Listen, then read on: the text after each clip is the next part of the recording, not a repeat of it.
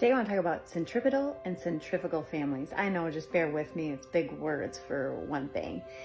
But it will help you recognize what type of family you grew up in and maybe what type of family you look forward to having in the future or what type of family you have now.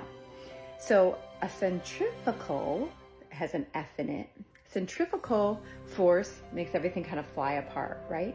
And so families who are centrifugal, when crisis comes, trauma comes, bad things happen, they fly apart.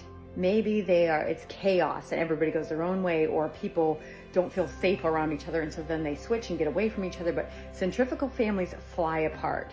They don't know what to do. They separate.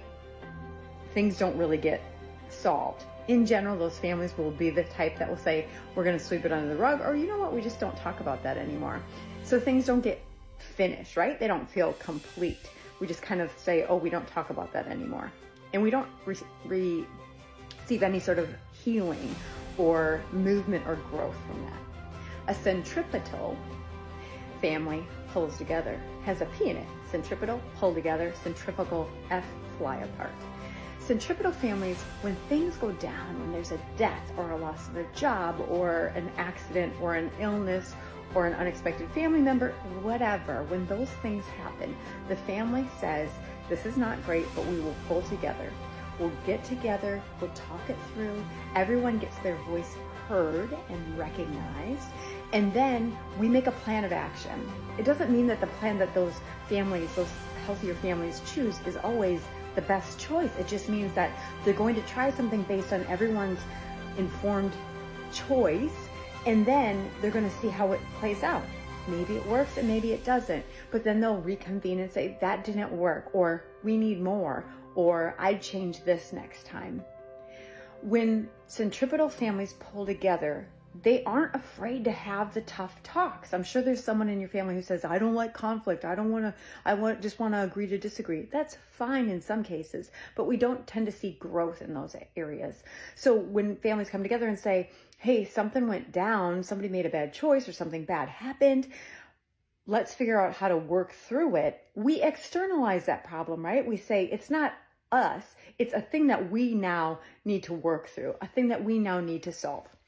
And we'll do it together and with love and support. And things aren't going to be great. And we're going to have to see some stuff or hear some stuff or do some stuff that we don't want to hear or see or do. But we'll do it together, arm in arm, side by side. And no matter what the choice I make, when I come back and tell the family, it's not judged harshly. It's, okay, you made that choice. Can you tell me about why you made that choice? Okay, I see your perspective. What if we try this now?